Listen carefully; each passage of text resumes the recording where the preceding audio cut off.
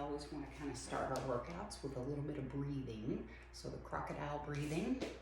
You're going to lay down on your belly, hands on top of each other, head on the forehead on the hands, and then breathe in through your nose.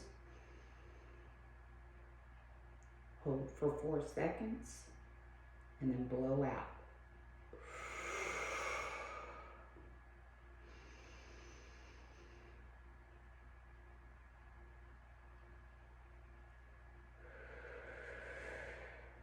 Big thing with your breathing is you want to make sure you're breathing into the diaphragm, expanding the abdomen around the spine, holding it, and then blow out until you're completely empty. Then we're going to come up on elbows for prone neck nods. This is the Sphinx position. Get tall, look up and down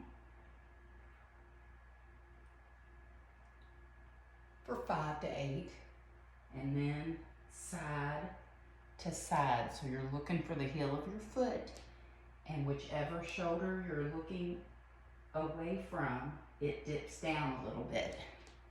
Getting a little bit of thoracic mobility in there. Then we're going to roll over on our back for hook lying cross body reaches. So you're here on your back, hands are down at your side. You're going to use your abs to crunch up and reach across and tap that other hand. Just trying to turn on the core, get it activated and ready for the workout. 5 to 8 times each side. Then we're going to go into our double leg hip bridge holds. We have 4 10-second holds. So you're going to really think about trying to wipe mud off of your feet. So you're digging your heels in and bringing them towards your booty, getting a nice straight line, don't overextend, core tight, pushing through your heels, you're holding for 10 seconds, then you'll go all the way back down and come back up, repeating that 4 times. Next, we're going into our quadruped rocking. So your toes are tucked under your feet like so. Back is nice and straight, and you're pulling your heels back to your, or butt back to your heels, and then back forward. Do that about 10 times.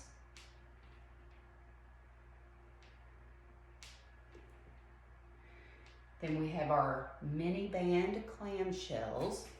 Go without, you take the band, bring it up to above your knees. You want to pull, have your heels even with your booty, top elbow down on the ground, core tight, and then use that hip rotator muscle to bring it open.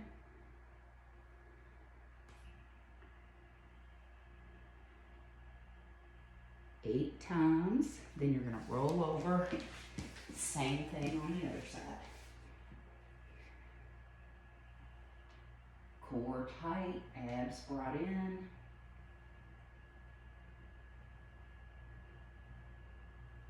Big thing here is making sure that you don't roll open in your hips like so. So you want to keep them stacked and just use the muscles to do the work.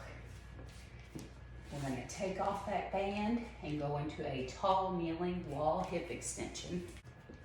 We're kneeling like we're doing a plank off of the wall.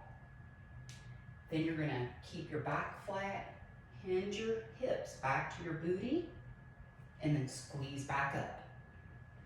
Holding about 3 to 5 seconds in each position. All hip hinge. So we're just working on that deadlift posture. Then you're going to go into a wall ankle mobility drill. Your toe is about 5 or 6 inches from the wall, and then you're trying to drive your knee over your toe without letting your heel raise up at all.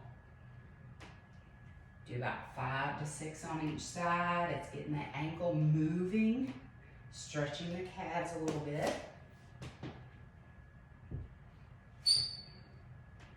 Make sure that heel stays down on the front foot.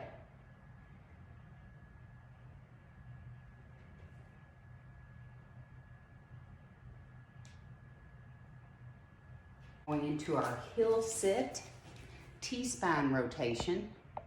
So heel sit, T-spine rotation. So you're sitting back towards the heels of your feet, back is flat, hand at our ear, drop down, and then rotate open.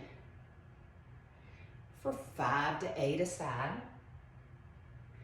Working on that thoracic mobility, we spend a whole lot of time in flexion, where we're over our computers and our phones. You want to have a lot of mobility in that upper back, so you don't want the twisting coming from the low back. That's why we're sitting back on our heels. And you also don't want to overreach the shoulder or the arm away from the shoulder. You're trying to open that whole chest. And then lastly, we're going to finish it up with the Spider-Man lunge stretch. So you're in a plank, push-up plank position. Bring one foot outside your hand, hold it, 1, 2, send it back, other leg. 1, 2, send it back. You'll do about 4 to 8 each side. And then that's your warm-up.